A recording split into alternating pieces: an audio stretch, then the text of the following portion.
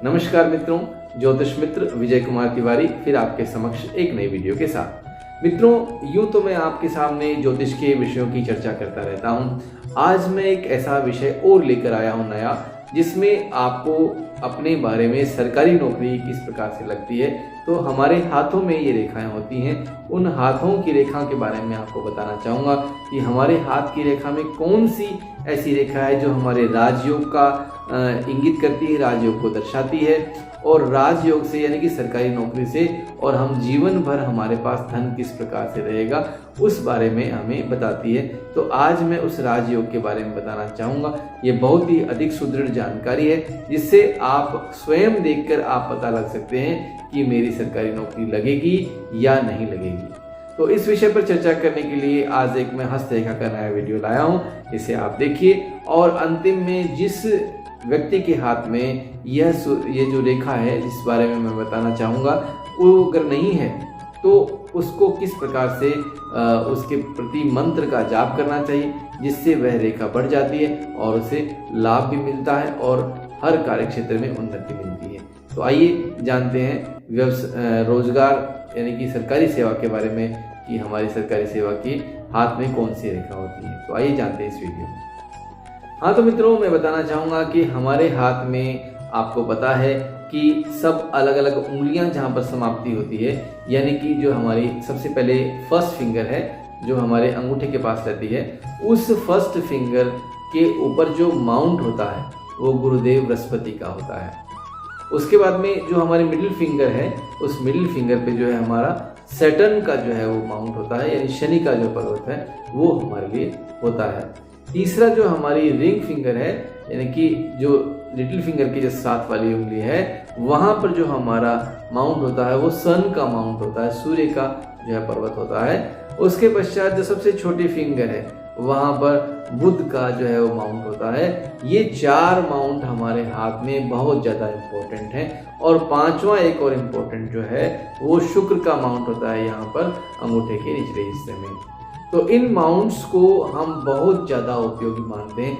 अब मैं जिस माउंट का आपको जिक्र करने जा रहा हूँ, तो मैं आपको कहने जा रहा था कि हमारी सरकारी नौकरी का योग किस प्रकार से रहता है। तो इस सरकारी नौकरी के यानी गवर्नमेंट जॉब के योग के लिए सबसे पहले हम कौन से पर्वत के बारे में बात करना चाहेंगे।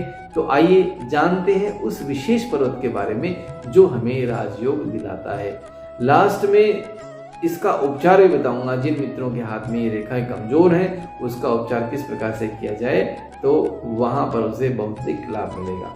तो कुंडली में यदि हम देखते हैं, जब हस्तरेखा के साथ में जब मैं एक बात बताना चाहूँगा, कुंडली में जब हम देखते हैं तो जो हमारे बलवान ग्रह होते हैं, चाहे वो मंगल हो, सूर्य हो, शुक्र हो या चंद्रमा हो, ये जब खूब अच्छे बलवान हो तब हमारे राजयोग होता है। लेकिन हाथ में जो पर्वत मुख्यतः रहता है तो वो गुरु का पर्वत रहता है, और गुरु के पर्वत से ही हम देख सकते हैं कि हमारा राजयोग होगा या नहीं होगा।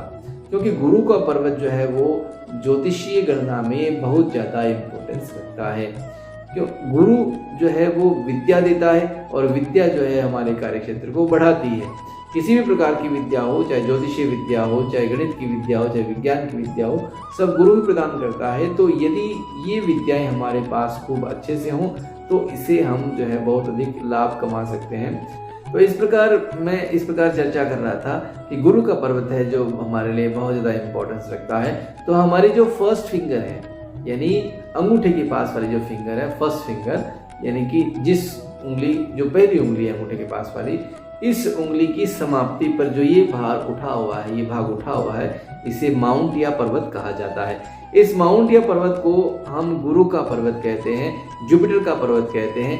इसका उठा होना सबसे पहले दूसरे भागों से ये जो उठा हुआ है, वहाँ उठा हुआ ना आपकी हाथ में बहुत ज़्यादा जरूरी है, क्योंकि यह जो पर्वत है वो आपको राजयोग दिलाता है, राजकीय सेवा दिलाता है। अब इस रेखा पर, इस हाथ के जो इस माउंट पर कौन सी ऐसी रेखाएं होनी चाहिए जहां पर आपको राजयोग का योग बनता है। तो इस हाथ की ये जो उंगली है, इस पर जो है हमारा एक ऐसा माउंट होना चाहिए, यानी कि जब मैं आपको हाथ से दिखाना चाहूँगा कि ये जो है आपको देखो यहाँ दिख रहा है, ये जो रेखा है यहाँ पर जो है आपका स्टार, यहाँ आपका जो है वो एक कोण बना होना चाहिए।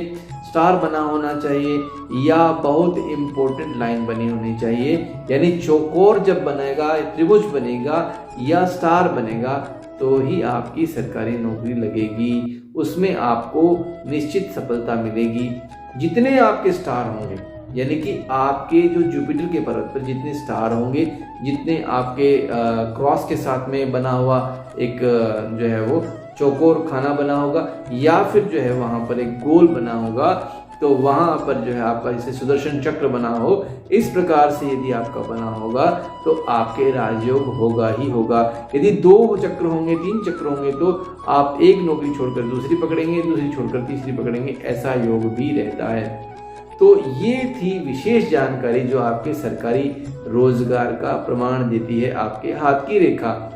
अब इस हाथ की रेखा में यदि आप किसी के हाथ की रेखा कमजोर है तो आपको गुरुदेव बृहस्पति की पूजा करनी चाहिए।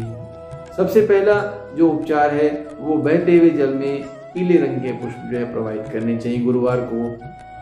दूसरा, पीला वस्त्र दान करनी चाहिए और जो है चने की दाल दान करनी चाहिए और गुरुवार को केला नहीं खाना चाहिए। साथ ही साथ गुरुवार को सायंकालीन जो है वो एक केले के वृक्ष के पास देसी घी का दीपक जलाना चाहिए और एम क्लीम गुरुवे नमः ऐसे मंत्र का जाप करना चाहिए, जिससे आपका जो ये पर्वत है बहुत ज़्यादा प्रबल हो जाएगा, यह भाग उठ जाएगा और आपको राजकीय सेवा में सहभागी बना देगा। जितना ज़्यादा आपके प्रबल ग्रह होंगे उतनी ज़्यादा मजबूत आपकी सर्विस लगेगी।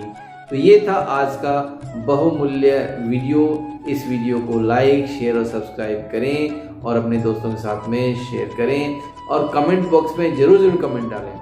अपने यदि हाथ का आकलन करना है तो आप जो है वो पेमेंट मैंने आपको बताया हुआ है 8824609531 इस नंबर पर आप जो है संपर्क कर सकते हैं व्हाट्सएप से और आप अपने जीवन चरित्र के बारे में अपने हाथ से सब कुछ जान सकते हैं।